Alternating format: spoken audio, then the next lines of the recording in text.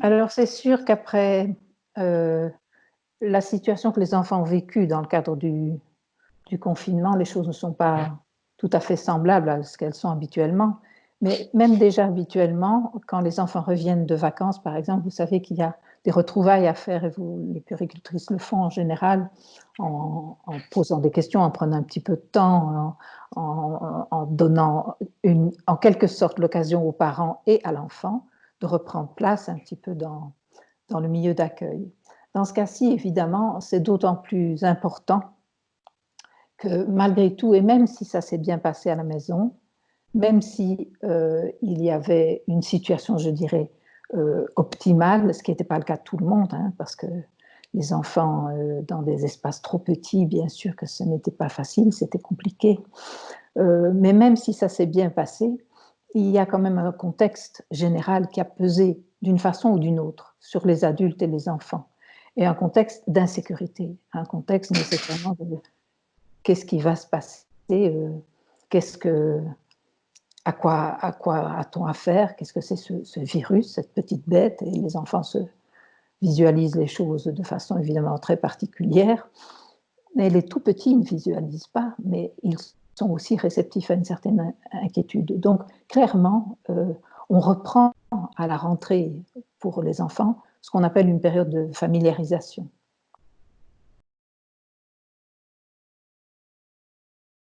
La familiarisation, c'est une chose que les professionnels connaissent bien, mais qui n'est pas toujours simple à faire parce que qu'est-ce que c'est familiariser?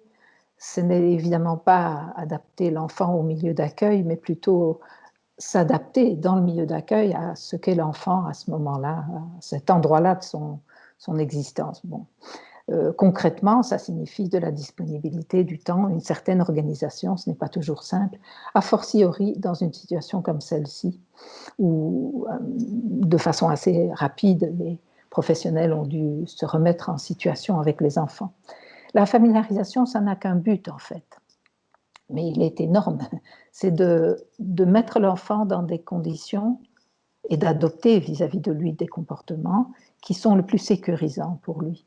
Alors, retour de confinement, bien entendu, redécouverte, réapproche, mais peut-être approche au rythme de l'enfant.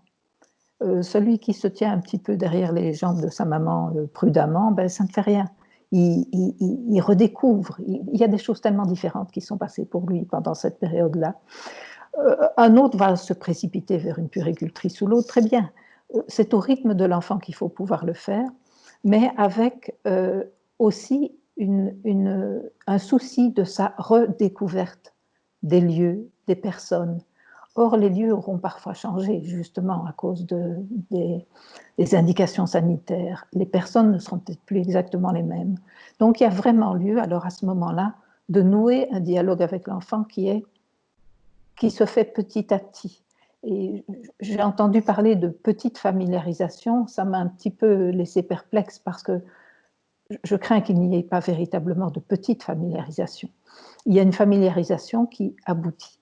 Si on suit le temps de l'enfance, ce qui veut dire peut-être 2 ou 3 rencontres, je ne parle pas des nouveaux enfants, des nouveaux arrivants, je parle de ceux qui étaient là et qui reviennent. Pour certains, il faudra peut-être une avancée progressive, comme la toute première fois, dans la mesure du possible, bien entendu.